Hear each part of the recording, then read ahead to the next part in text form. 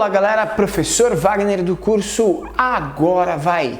E a gente está trazendo para você mais uma aula do nosso extensivo de Física 2017, frente 1, Mecânica. E a gente está falando sobre hidrostática, líquidos, ok? E a gente está falando um pouquinho sobre essas relações de pressão. O que é uma pressão, professor? Pressão é a força exercida sobre uma determinada área, certo? Gente, quando a gente fala que pressão é força exercida sobre determinada área, a gente tem que relacionar isso falando o seguinte: bom, a força é dada normalmente em newtons, certo? Força-peso, uma força de contato, sempre dada em newtons. Já a área, ela vai ser dada em física em metros quadrados, unidade de medida, certo? Então a gente vai ter força sobre área, que vai ser newton por metro quadrado. Para esse elemento, ou seja, para a medida de pressão, essa razão, newton por metro quadrado, tem uma unidade específica chamada pascal. Então, 1 pascal representa 1 newton de força aplicada em 1 metro quadrado, certo? Nós estamos envoltos na atmosfera. A atmosfera é uma quantidade de camada gasosa que está aí, certo? Em todos os lugares. Agora, pensa comigo. Qual que é a pressão que o ar atmosférico faz sobre o nosso corpo quando nós estamos aqui sobre ele? Gente, qual que é a pressão? Você já imaginou? A pressão que nós temos é de 10 a quinta pascal. 10 a quinta pascal, professor? Sim. E o que isso significa? Se eu estou falando para você que a gente tem uma pressão de 10 a quinta pascal, significa dizer para você que nós temos uma pressão exatamente de 10 vezes 10, ou 1 vezes 10 elevado a 5 newtons por metro quadrado, certo? Gente, é uma pressão enorme, que vale a uma massa de 10 mil quilogramas, 10 toneladas sobre uma área de 1 metro quadrado. Professor, como que nós não somos esmagados em relação a isso? Porque as variações de pressão interna e externa dos corpos são exatamente iguais, ou seja, o ar está em todas as direções. E a pressão a uma determinada altura é a mesma em todas as direções, o que impede, nesse caso, então, de que nós sejamos esmagados por esse elemento, certo? E a pressão em um líquido, como que funciona? Bom, a gente tem a pressão atmosférica, essa pressão atmosférica é exercida sobre um líquido que exerce pressão sobre um determinado corpo que está dentro desse líquido, certo? Então a pressão no líquido seria mais ou menos o seguinte: bom, pressão de líquido é o peso do líquido sobre a área que ele está envolto, certo? Peso é massa vezes gravidade, mas analisar massa de um líquido seria muito complicado. A gente tem informações sobre a densidade de um líquido. Se eu tenho informações sobre a densidade de um líquido, fica muito mais simples eu analisar as relações diretas desse elemento, desse líquido. Por quê? A densidade do líquido é a massa sobre um volume, ou seja, quanto de massa de líquido está num determinado volume. E analisar volume de líquido é muito mais simples, né? Legal. Então, se a gente colocar massa em evidência, vai ficar que massa é a densidade vezes o volume. Então, a fórmula do peso de um líquido seria densidade vezes volume vezes a gravidade. Por que densidade vezes volume, professor? Porque a gente relacionou aqui com a massa, certo?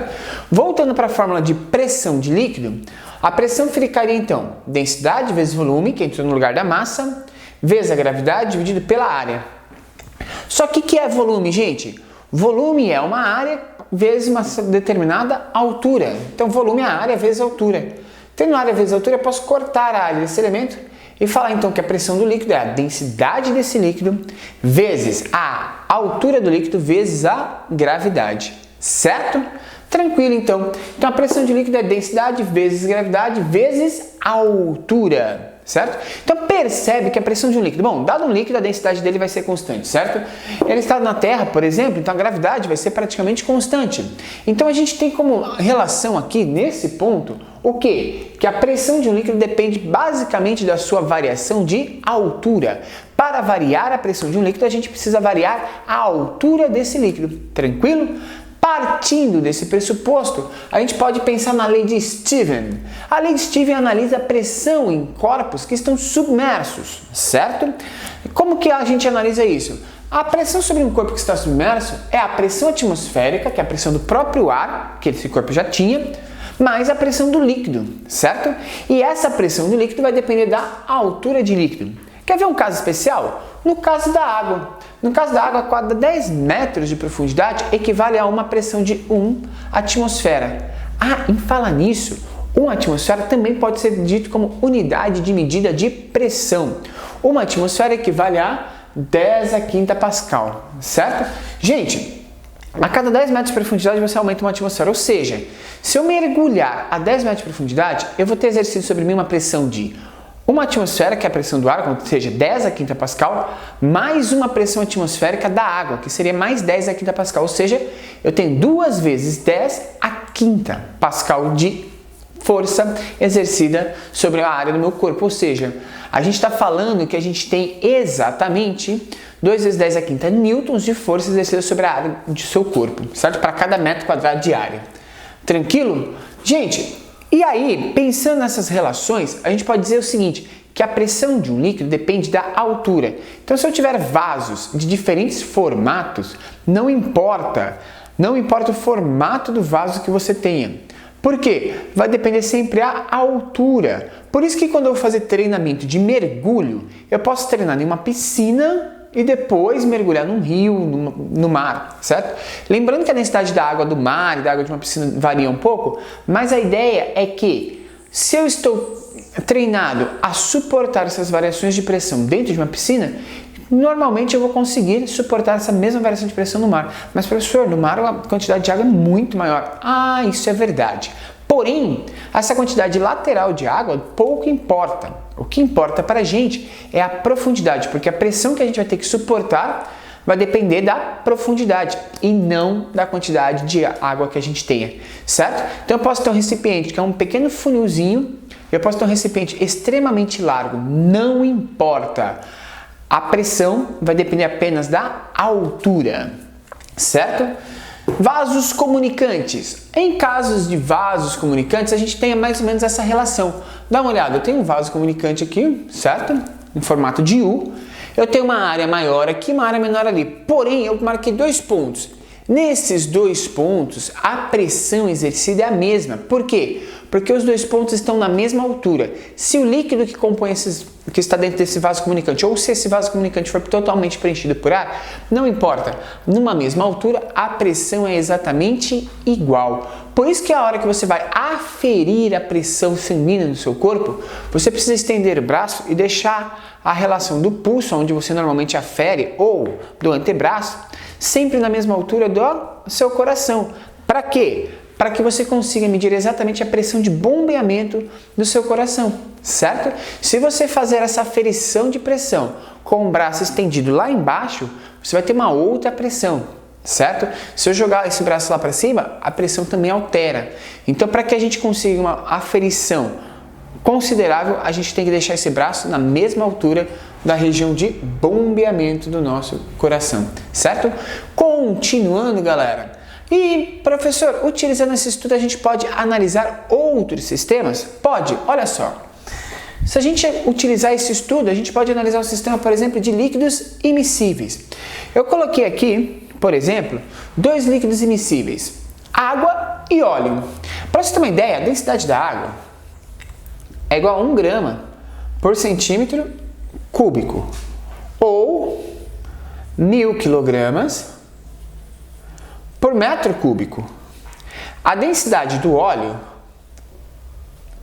é 0,8 gramas por centímetro cúbico, ou 800 quilogramas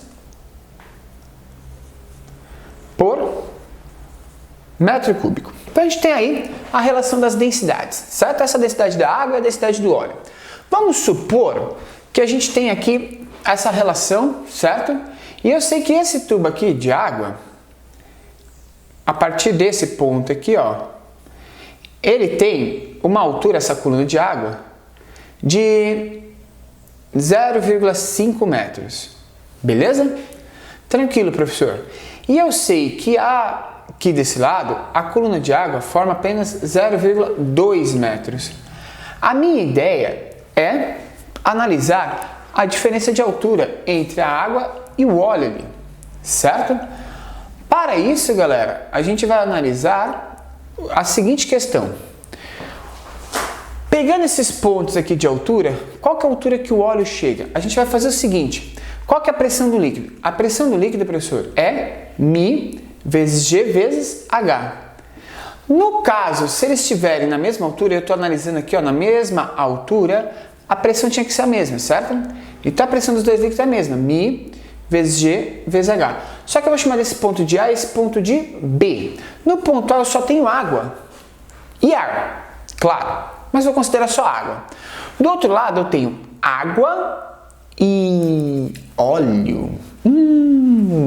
Tem água e óleo, então eu vou ter dois líquidos aqui, certo? Vamos dar uma olhada aqui. A densidade da água é 1000 kg por metro cúbico, certo? Vou colocar aqui 1 vezes 10 ao cubo. A gravidade é 10. A altura, H, certo? A altura ele me deu, né? Meio metro, 0,5. A densidade da água do outro lado é a mesma água, cara, olha que louco, é 10 ao cubo, vezes 10, vezes H, que aqui nesse caso é 0,2 metros, mais a densidade do óleo, que é, quanto que é a densidade do óleo? 0,8 vezes 10 ao cubo, vezes 10 vezes H. A gente quer saber a altura que o óleo atinge. Primeiro, eu nem precisava ter multiplicado por 10, está todo mundo multiplicado por 10, ou seja, eu posso cancelar nesse sistema a gravidade, certo? Sempre poderia cancelar a gravidade. Isso vai ficar o seguinte, 10 a quarta vezes 0,5 vai ficar 0,5 vezes 10 a quarta é igual a 0,2 vezes 10 a quarta mais 0,8 vezes 10 a quarta vezes H, certo?